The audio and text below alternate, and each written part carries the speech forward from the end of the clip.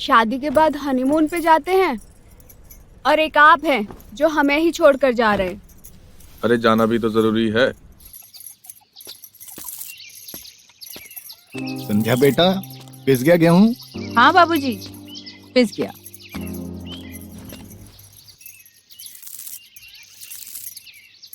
बाबूजी के लिए चाय बना दो। जी। थोड़ी देर बाद बना लेना। विमल को निकल जाने दो बेटा, देखो कुछ भूल ना जाए।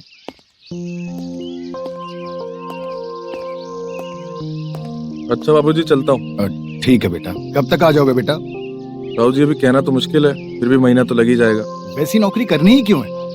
न साला दिन का पता है, न रात का ठिकाना, और शादी के लिए भी सिर्फ 5 दिन की छुट्टी दी। ऐसा थोड़ी होता है। बाबूजी अब तनख्वाह इतनी है तो नौकरी तो करनी पड़ेगी ना। आग लगे ऐसे पैसे को, इंसान जिंदगी ना जिए। और वैसे ही कमल का देखो, 6-6 महीने तक घर नहीं आता है। ऐसा नहीं है कि बड़ी बहू को भी साथ ले जाता। बाबूजी आप तो जानते ही हो, उनका काम ही ऐसा है, कभी इस शहर तो कभी उस शहर, एक जगह रुकते का है वो। भगवान जाने वो क्या काम करता है। तू अगली बार आएगा ना, ममता को साथ में जरूर लेकर जाना। संध्या मेरा और घर का ख्याल रख लेगी। अच्छा आशीर्वाद दीजिए। खुश रहो। अच्छा भाभी, चलता हूँ। ध्यान रखना भैया। ख्याल रखना ममता।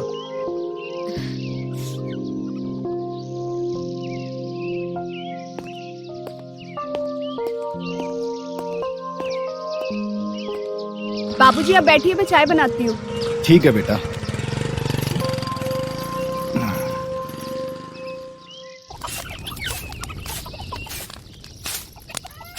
ले आओ भाई, आराम से, संभाल के,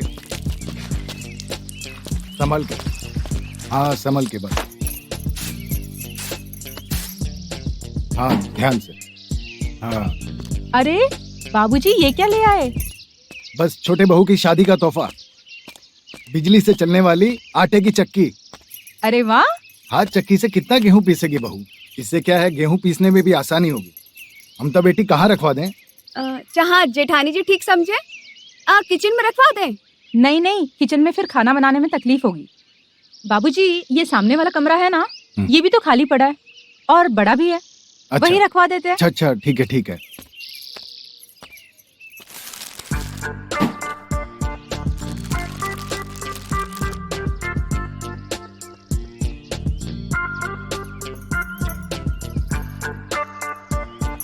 बाबूजी ये तो बहुत ही सुंदर है। कैसी लगी? अच्छी है ना? जी।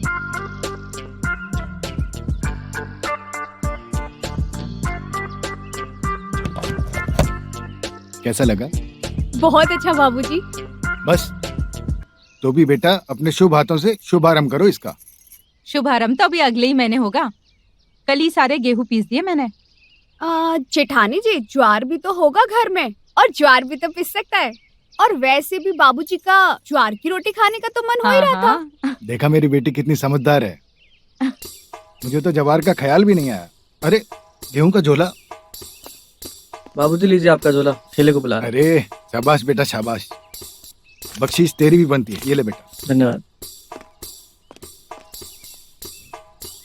ये लो बेटा, बस अब अपने हाथों से शुभारंभ करो। जी बाबूजी।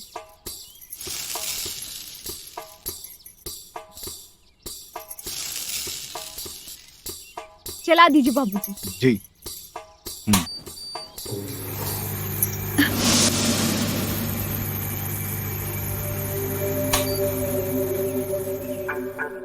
क्या हुआ ममता बेटा, सब ठीक तो है ना? जी बाबूजी, वो मुझे लगा कि मशीन करंट ना मार दे।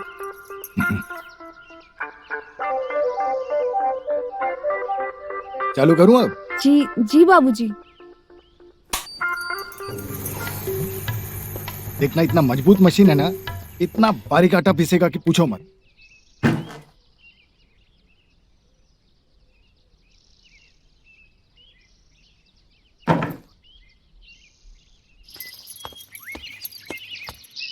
बड़ी मुश्किल से चाची गेहूं पिसवाने के लिए राजी हुई है। आज शाम को तो बाबूजी और जेठानी जी भी नहीं है। मैं ही गेहूं पीसूंगी और आटा निकालूंगी।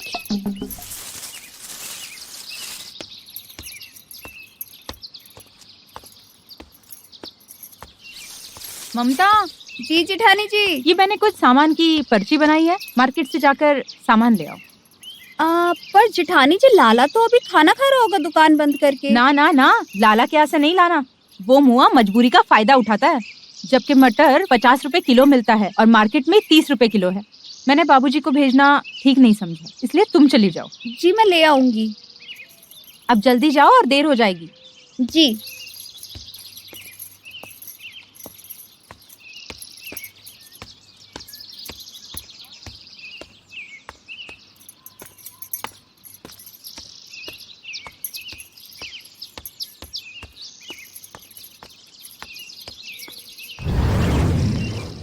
इस आटे की चक्की की सवारी तो मुझे भी करनी है।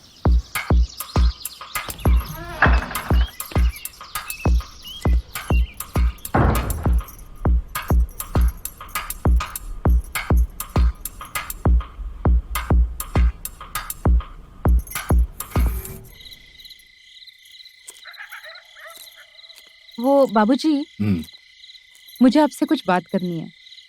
हाँ बोलो ना बेटा, क्या कहना है? वो बात ये है कि कमल ने कुछ कहा क्या?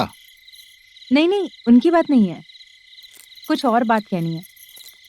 वो मैं ये कहना चाहती थी कि हमारे पास आटा पीसने की चक्की तो है ही,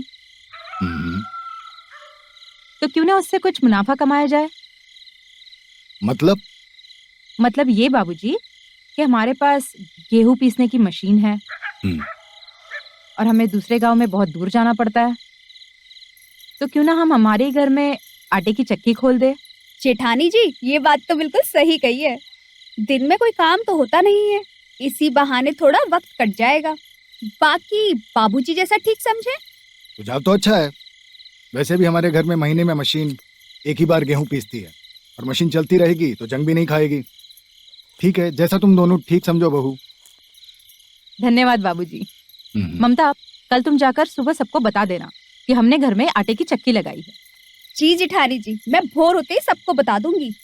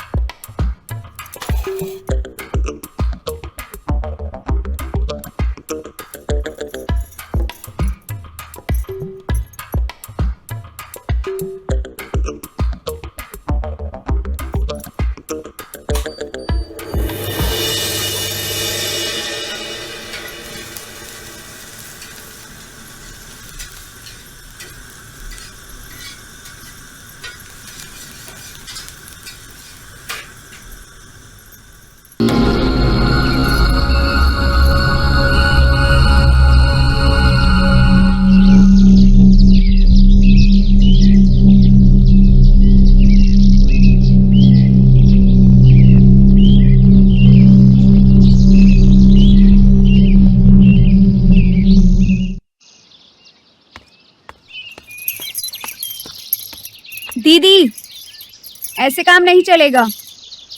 केवल आप अकेले अकेले गेहूं पीसेंगी? मुझे भी गेहूं पीसना है। तो क्या तू भी अगर मशीन चलाने लग गई तो घर के सारे काम कौन करेगा? और हाँ, ये सुझाव तो मैं ही लाई थी, गेहूं पीसने वाला। अच्छा, साथ तो मैंने भी दिया था, तभी तो बाबूजी ने हाँ किया। मुझे भी गेहूं पीसना है। तो अब तू ही बता क्या करे? जो आपसे गेहूं पिसवाने आएगा आप पीसिएगा, और जो मुझसे पिसवाने आएगा मैं पीसूंगी। ये भी ठीक है। और कैसे पता चलेगा कि कौन मुझसे पिसवाना चाहता है और कौन तुझसे? जो लोग गेहूं पिसवाने आएंगे उनसे हम कह देंगे अपने नाम के साथ साथ तुम्हारा और हमारा नाम भी लिख दे, जिससे वो पिसवाना चाहते हो। ठीक है, फिर अगर कोई तेरे लिए नहीं आया तो बाद में झगड़ा मत करना। ठीक है, आप भी किचकिच मत करना अगर कोई आपसे पिसवाने ना आए तो। देख लेंगे। सुनो काकी, अगर ममता से गेहूं पिसवाओगी तो 20 रुपया कम में पीसूंगी, और अगर ये बात आप पूरे गांव में बताओगी तो आपका गेहूं मैं फ्री में पीसूंगी। इसलिए पूरे गांव में बता दो कि ममता से ही गेहूं पिसवाएं।